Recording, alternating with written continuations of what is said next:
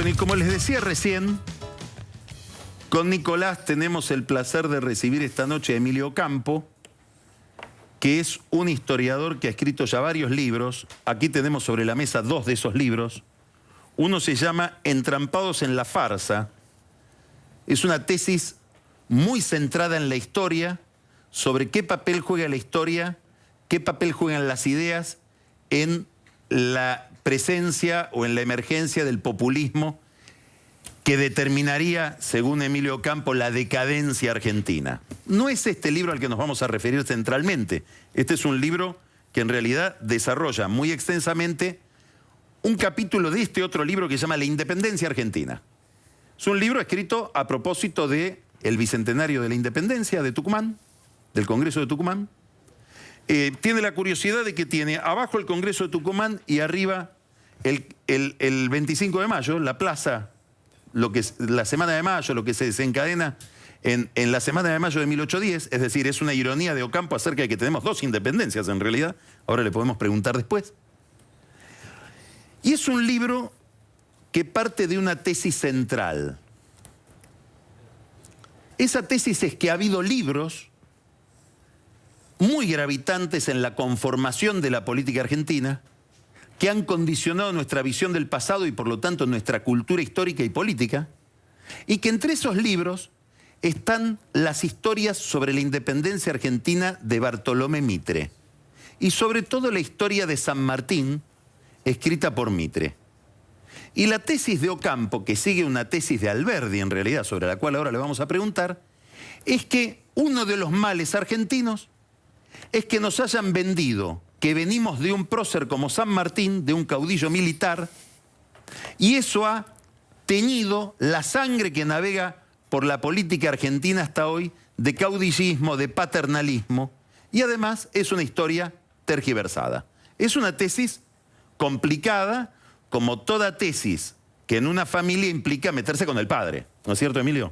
Es complicado y, como dijiste bien, es un tabú, porque meterse con el padre para mucha gente es meterse con ellos. Y cuando te metes con ellos, reaccionan a veces de manera violenta. Entonces, me gustaría que vos sintetices claramente cuál es la tesis de Alberdi sobre San Martín, sobre Mitre como autor de la historia de San Martín y sobre San Martín. Sí, mira, la tesis de Alberdi, como yo la interpreto, básicamente es la independencia de Argentina y del resto de Sudamérica es parte de una partida de ajedrez global. Responde a fuerzas que no se originan en el continente, sino que se originan fuera del continente. Entonces, la historia que busca realzar, glorificar, endiosar a ciertos personajes que participaron en esa gesta es una distorsión de la realidad. Es decir, Argentina es un peón en un tablero de ajedrez. Ahora, la historia que nos contamos, los personajes argentinos no son un peón, o el personaje central argentino, que es San Martín, no es un peón, sino que es el rey en el tablero. San Martín lo tenía clarísimo. San Martín sabía que esto era producto de un movimiento que se originaba en Europa. Y Alberdi, esa es la principal crítica que le hace a Mitre. Le dice, acá estamos equivocando los puntos de dirección, estamos equivocando también cuáles son las verdaderas causas de nuestra independencia. Y al equivocarnos respecto a esas causas, nos vamos a seguir equivocando en la manera que interpretamos nuestro presente. Alberdi decía una frase que yo siempre cito, que es: acostumbrado a la fábula, nuestro pueblo no quiere cambiarla por la historia. Toma la verdad como insulto. Y esa es la idea central, que interpretamos algo que ocurrió debido a fuerzas externas como algo que lo desarrollamos nosotros y endiosamos y glorificamos a un personaje como el padre de la patria. Ahora hay algo más, no solamente que el proceso fue externo, sino en lo que vos estás diciendo es que algo que fue un proceso relativamente impersonal tendemos a personalizarlo a una persona y a la idea de que el país tiene que tener un padre, tiene que haber un padre. Exactamente, y Alberdi se opone totalmente a esa idea, y por eso la crítica a la historia que propone Mitre se llama Grandes y Pequeños Hombres del Plata. Y él lo que quiere enfatizar es que esta historia de los grandes hombres es una manera equivocada de mirar la historia. Es decir, los grandes hombres viene de toda esta historia que proponía Carlyle. Es decir, la historia de una sociedad es la biografía de sus grandes hombres. ¿Por qué pensás que prende esta teoría y no la visión de Alberdi? ¿Hay algún motivo? Yo creo que hay un motivo que es central, que es una característica de los argentinos. Hay dos pueblos en América que en su historia se sienten excepcionales y predestinados a la grandeza. Uno es Estados Unidos y otro es la Argentina. En Estados Unidos ese sentido de excepcionalidad viene por las instituciones que los norteamericanos eligen para gobernarse. En 1776, la única república verdaderamente funcionando en el mundo es Estados Unidos. La excepcionalidad de los norteamericanos no viene por haber vencido a los ingleses en Yorktown. Y además los norteamericanos en ese entonces saben que le deben gran parte de esa victoria militar a los franceses. En el caso argentino, la excepcionalidad... Pero explica entonces, ¿por qué se sienten orgullosos los americanos? Si se no es sienten por haber orgullosos por haber... militarmente. Se sienten orgullosos por haber creado y establecido instituciones que los hacen excepcionales y que son las bases de su progreso. Y los norteamericanos no tienen el concepto del padre de la patria. Tienen 7 padres fundadores que le llaman. Uno de ellos es Washington, es el único que se calzó las botas y el sable para combatir. El resto son Jefferson, Franklin, Jay, Hamilton, Madison, Es decir, que en Argentina construimos la historia a través de los padres, digamos, de los caudillos y no a través de las instituciones. Claro, lo que dice Alberdi, y también Alberdi es el originador de esta idea, es que lo que nosotros tratamos de hacer es endiosar a héroes militares. Es decir, nuestra excepcionalidad viene de los hechos de armas. Y los hechos de armas que nos enorgullecen y que nos dan este sentido de excepcionalidad y esta vanidad nacional, que ya Sarmiento la mencionaba en el Facundo, que lo escribe a mediados de 1840, él ya hablaba de cómo la vanidad argentina molestaba en el resto de América Latina. La vanidad argentina, siendo el virreinato del Río de la Plata, el virreinato menos poblado y menos rico del Imperio Español, o sea, Lima y México tenían un fasto y una riqueza. Por la minería, claro. Exacto. Nosotros éramos el último orejón del tarro y sin embargo terminamos siendo, digamos, dentro de las nuevas repúblicas, los más vanidosos y los más pagados de sí mismos, si querés. Y eso perdura hasta hoy, es un rasgo de la argentinidad que le podés preguntar a cualquiera en cualquier parte de América Latina y te lo va a decir. ¿Y por qué viene esa vanidad que es la excepcionalidad? Porque la vanidad viene de la excepcionalidad. Viene de los hechos militares. Primero las invasiones inglesas, porque Estados Unidos y Argentina son los únicos 2 países que vencen militarmente a lo que era la principal potencia naval de la época. Claro. Y ese hecho militar de las revoluciones inglesas es un hecho clave, que es el que alimenta esto.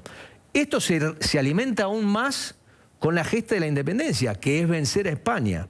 Y luego vencer a Brasil en la guerra con Brasil, siendo Brasil un enemigo mucho más poderoso que la Argentina. Es decir, que en un lapso de 20 años hay una serie de victorias militares que le infunden a los argentinos una confianza en sí mismos y una vanidad que al resto de la región le resulta bastante insoportable. Ahora te quiero llevar a otro tema complicado también, porque vos no te metés con un solo padre, te metés con varios padres y contás la utilización que hizo Perón en el 50, cuando se cumplen los 100 años de la muerte del Libertador, sí, de la figura de San Martín y cómo la figura de San Martín funcionó en la construcción del padre de la nueva patria, digamos, que era Perón. Sí, ese tema lo explicó muy bien en su momento José Ignacio García Hamilton, y yo seguí un poco la línea que él marcó, de demostrar cómo durante el año 1950, que es el año del bicentenario, del centenario de la muerte de San Martín, Perón crea toda una propaganda y un aparato propagandístico para identificarse con San Martín y para proyectar en la opinión pública la idea de que él es el sucesor de San Martín. No solo eso, en sus discursos, Perón dice, si San Martín estuviera vivo, sería peronista. La marcha, famosa marcha peronista, tiene una estrofa que también recalca esto, que Perón es el continuador de San Martín. ¿Cómo entra ahí Rosas en el medio? Porque en la mitología peronista también es San Martín. Sí, curiosamente eso entra después de 1955. La asociación entre Perón y Rosas primero la hacen los enemigos de Perón. Martínez Estrada es uno de los que dice Perón y Rosas básicamente son lo mismo. Y después Perón, después de su caída, en parte gracias al esfuerzo de los historiadores revisionistas, todo el grupo de Forja y otros historiadores revisionistas, incorpora a Rosas. Pero porque hay un detalle interesante, que es cuando Perón hace una de las grandes movidas nacionalistas, que es la estatización de los ferrocarriles, le pone Sarmiento, Mitre, Roca, Avellaneda, Urquiza, Belgrano. No le pone Rosas. Porque Perón era en su visión de la historia, sí, Perón era un hijo de Mitre y sobre todo del general Justo, que es el continuador de la historia de Mitre dentro de la ideología militar, digamos, ¿no? Es muy cierto. El tema de Rosas se incorpora después. Historiador no revisionista. Okay. El tema de Rosas en la línea histórica se incorpora después de la caída de Perón, después del 55. Y en gran medida porque los mismos opositores a Perón levantan a Rosas como el dictador sanguinario. Exacto. Y ahí se viene el tema de la línea histórica. En la original, San Martín nos da la soberanía política, Perón nos da la soberanía económica. Es decir, son las dos caras de la misma moneda. Son los padres de la patria. Perón se erige en el padre de la patria. Hace el desfile militar por la Avenida Libertador montado en un caballo pinto. En todos los despachos está el retrato de San Martín y está el retrato de Perón. Y tan efectiva es esta mimetización que Chávez, que es el gran émulo que tiene Perón en América Latina, lo copia exactamente, lo copia burdamente, ya no exactamente, porque lo que propone Chávez no es la identificación, sino la reencarnación. O sea, Chávez va un paso más allá en la identificación de él mismo con el caudillo salvador mesiánico de la historia fundacional. Ahora, vos decís, Alberdi, que enfrenta a Mitre, porque es un enemigo político, es un adversario político de Mitre, muy legado a Urquiza, por otra parte, Alberdi, lo va a pelear a Mitre en la visión del pasado. ¿Qué relación hay entre la visión del pasado y el presente? Te lo pregunto en la perspectiva de lo que hemos tenido como discusión histórica en los últimos 15 años en la Argentina. Que ha habido en la construcción, en la disputa de poder en la Argentina, una gran discusión respecto de qué fue el pasado, ¿no? Bueno, yo creo que los últimos 15 años te demuestran lo importante que es cómo interpretas el pasado. Yo siempre digo que la historia es importante y este libro es un libro del presente. ¿Por qué? Porque la historia no es más que un modelo de interpretación de la realidad. El pasado es esto, el presente es esto. ¿Cómo interpretamos nosotros el pasado? Condiciona la manera que interpretamos el presente. Y el gobierno kirchnerista lo tenía clarísimo. También lo tenía clarísimo Orwell cuando escribió 1984. El Ministerio de la Verdad, que plantea Orwell, tenía como lema: quien controla el presente, controla el pasado. Quien controla el pasado, controla el futuro. ¿Okay? Tenemos segundos. ¿Cómo vio Adams el proceso argentino desde Estados Unidos? Segundos. John Quincy Adams era secretario de Estado, luego presidente. Él dijo que la revolución argentina había empezado al revés. Que los norteamericanos primero habían luchado por sus derechos políticos y cuando no los consiguieron, fueron por las armas. Que en Sudamérica había ocurrido lo contrario, pero luego de que habían conseguido desembarazarse del dominio español, en vez de establecer instituciones, habían establecido regímenes despóticos, habían perseguido a los opositores, habían encarcelado, etcétera, y donde no había ningún tipo de libertad. Es decir, que habían conseguido la independencia, pero no los derechos. Que es justamente un tema que resalta Alberdi y que retoma Alberdi. Dice, la revolución tiene dos etapas. Primero, la libertad exterior, que es no dependemos más de un rey en España. Y segundo, la libertad interior, que es una constitución que nos protege del déspota que vive a la vuelta de la esquina. Porque si nos liberamos del déspota exterior, pero tenemos un déspota interior, no somos libres. Emilio Campo, La independencia argentina. Acá está el libro. Si usted se anima a meterse con el padre, léalo. Gracias, Emilio. Muchas gracias a ustedes.